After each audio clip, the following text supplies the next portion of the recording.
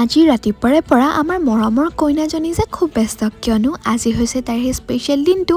এইফালে আহি পাই গ'ল আমাৰ সকলোৰে পৰিচিত মেকআপ আৰ্টিষ্ট বৈদ্যশ্ৰী গগৈ। আজি বাক তেওঁৱে মেকআপ কৰাব। আনফালে ভণ্টি আৰু ময়ো ৰেডি হৈ ল'লোঁ পানী তুলিব যাবলৈ। মই পিছে পিন্ধিছোঁ মোৰ মায়ে তুলনি বিয়াত পিন্ধা সাজযোৰ। এইযোৰ পিছে মোৰ বৰ আপোন দেই। গোটেই ঘৰৰ মানুহখিনি আমি ওলাই ল'লোঁ পানী তুলিব যাব। সঁচা কথা ক'বলৈ গ'লে বিয়াত পানী তোলাৰ নিচিনা যে ভাল লগা সময়ে নাই, কাৰণ আমি ইমান ধুনীয়াকৈ নাচি ইমান এনজয় কৰি যাওঁ। আৰু তাতোতকৈ বেছি ভাল লাগে আমি ইমান ধুনীয়াকৈ পুৰণি বিয়ানামবিলাক শুনিবলৈ পাওঁ, আৰু এতিয়াতো সেইবিলাক নাইকিয়াও হৈ গৈছে। আৰু মাহীয়েক পেহীয়েক হ'লে এইটো অৱস্থা আহে, কাৰণ জানেই নহয় মাহীয়েক আৰু পেহীয়েকৰ কামেই যে কোচত লৈ ফুৰিব লাগিব। আনফালে ময়ো যিহেতু মোৰ ভাল লগা মানুহজনী মানে সকলোৰে মৰমৰ মেকআপ আৰ্টিষ্ট জ্যোতিৰ্ময়ী বাক মাতিছিলোঁ। বায়ে আহি চিধাই মোৰ মুখত মেকআপ লগোৱা ষ্টাৰ্ট কৰি দিলে। আৰু মই যেতিয়া মোৰ নিজৰ ফাইনেল লুকটো চাইছোঁ মই যে বহুত বেছি ছেটিছফাই হৈছোঁ।